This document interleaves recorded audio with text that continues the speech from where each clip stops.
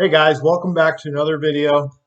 This one I wanted to just kind of highlight three things that I like to consider as hacks in your taijutsu, more specifically in your kamae. Um, and just as a side, in my opinion, taijutsu is just moving kamae. So everything relates to your structure, your kamae, your presence, your structure, your mindset, all of that. And these are three things that I've identified in my own training, and this is what I emphasize in my classes to my students, that I think really make a big difference in your ability because our modern society runs counter to a lot of the things that you need in order to have a strong kamae and a strong taijutsu, a strong body structure and strong movement because we sit in chairs and we keep our hips tight, and because we're not as active, we're not mobile, we live very sedentary lives. We sit in our cars to go places to sit, and then we sit on our breaks, and then we sit in a car and come home, and then we sit in a chair and a couch, and so we're always sitting. And what's happened with us is that we get atrophy.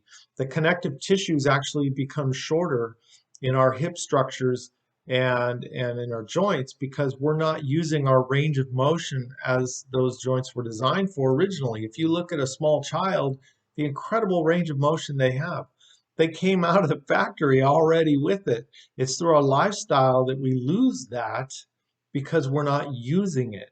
So when you're training, what makes modern training very different than maybe how it was these things were taught back in feudal period Japan or earlier is that we have to undo the damage that our modern lifestyle has done to our bodies, where back then they were raised already with that, and through their active lifestyle, um, they had those abilities already, the range of motion, the flexibility, the lean muscle mass, all these things were already in place.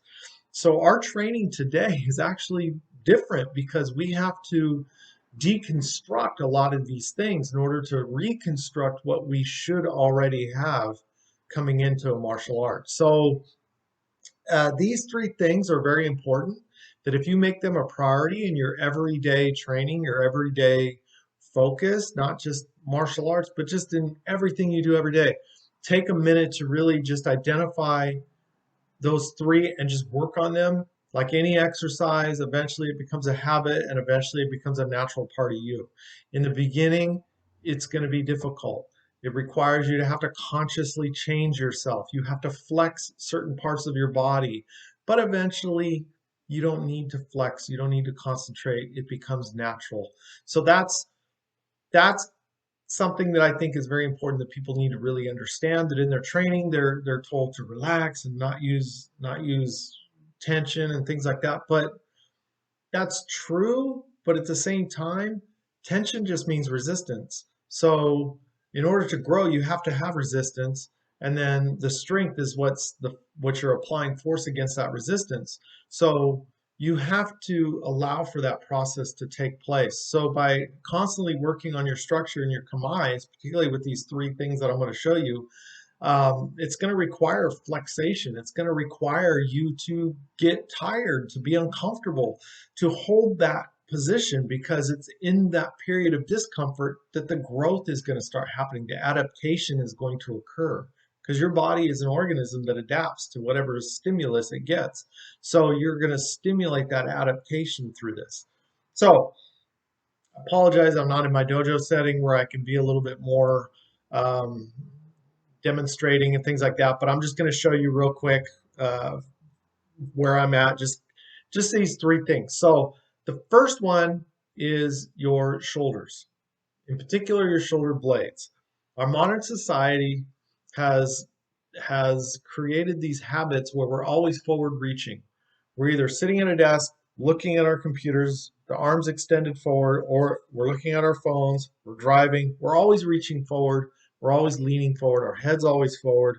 So what's happened is our body, the natural state of our body is actually a broken structure. So what you have to do is reverse that. So what I want you to do is take your shoulder blades and imagine you're going to grip something between your shoulder blades. Come back and come down. Bring your elbows to your side, bring your head back a little bit, but really just focus on the shoulder blades coming back and down.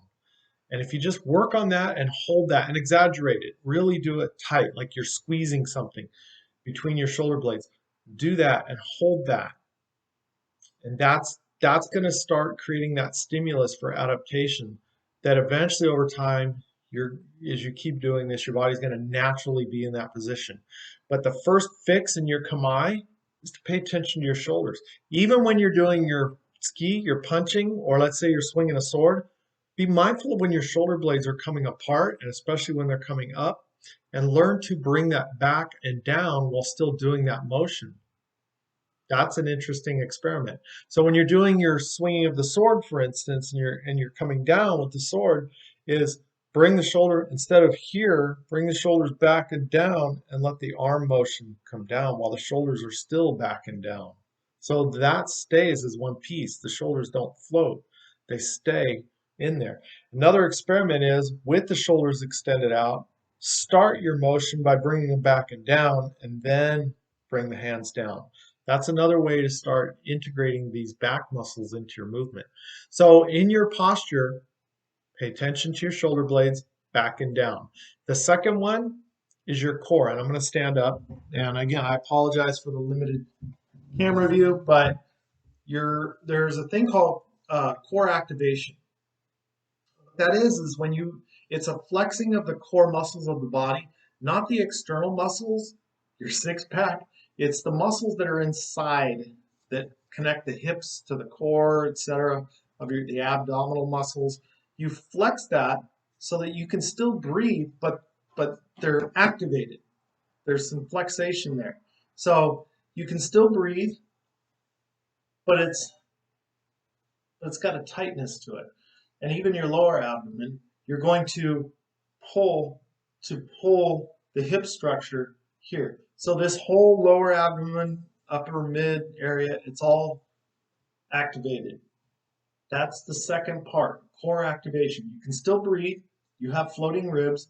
Because again, we sit in chairs, we recline. So what's happening is we get this blah, where I'm going to push, but our guts hang out and our hips go like this because that's the way that our weak core structures have developed from us leaning against the back of a chair, reclining, slouching, all these kinds of things. We lose that. So reclaim that back by activating this area, lower abdominals, mid and upper, activating that whole area. You can still breathe. Your floating ribs, you can still breathe up and down because the diaphragm moves up and down. So you're still breathing. The last part has to do with your legs, in particular the femur, the large bone of the thigh. And in those, this is what's also we have a problem with because we have atrophy in these connective tissues. And what's happened is it's pulled our femurs in. And when we try to do kamae, we struggle with this because we don't have the lengthening of the connective tissues to allow for the opening of the hips. So a way to work on that is to just put the focus on the femur and imagine turning the femur inside the socket. It's not turning the hip. This is the part when people stand in kamae. When people stand in kamae, they want to turn this knee out, and what they'll do is they'll turn the hip with it, which is fine, but then you get this like disjointed function here. But if I focus on the femur turning within the hip, what it actually does is it flexates back here. Your glute flexes, not the whole butt cheek, but this part right here tightens up because it's pulling that femur in the socket, and your hip structure, especially if you're doing core activation, the hip structure stays connected. Now you're able to rotate this in the socket. This is solid, this is solid, shoulder blades back and down. Now you're going to have a structure that's going to feel strong. It's going to feel like it has energy in it. It's going to feel very, very strong, very powerful. And you know that if you hit something from that strong base, it's going to actually have some impact and power to it. So those are three things you can fix on the spot when you're training or when you're sitting. Even while you're sitting, practice kind of flex shoulder blades back and down tight here, and practice pulling the femurs kind of out a little bit and just hold it. I tell my students, if you're watching a show, do this during the commercial break, because most commercial breaks tend to run 3 minutes or so. And if you just hold all three of these parts like this for that time period, you're conditioning those to eventually stay that way. So there's a lot more detail to this, but I don't want to get into it in this video. But I think if you just start with that and start kind of playing with that, you'll see some of those things that I talk about, and I think you'll be able to figure some of this stuff out on your own. But be mindful of of that throughout the day. How many times does that break structure? How many times do you find your belly hanging out, your butt sticking out, your shoulders forward? And just reverse it. And don't um, don't just reverse it. Actually, kind of go extreme with it to really start to correct some of that. Because again, you have to deconstruct and reconstruct. So those are three little hacks that you can apply right now in your life and in your training. I highly encourage you to make that a focal point. That, in my opinion, is more important than whether or not your hand is on here for this kamae, or your hands are which way these are turning and where your feet are. This base right here is it's the common denominator for all those kamae. So if you're focusing on that, it doesn't matter what kamae you do, that it's going to have solidity to it. It's going to have good structure and power there. And then the next step is to be able to hold that while you move.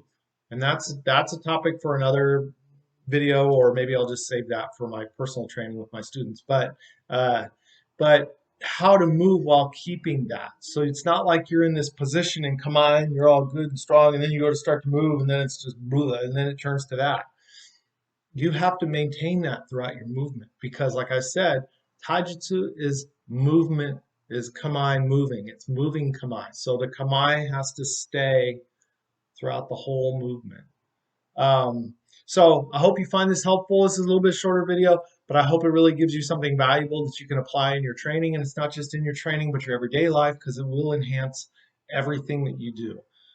So I encourage you to adopt this into your daily practice, your mindfulness practice. Thank you for the support.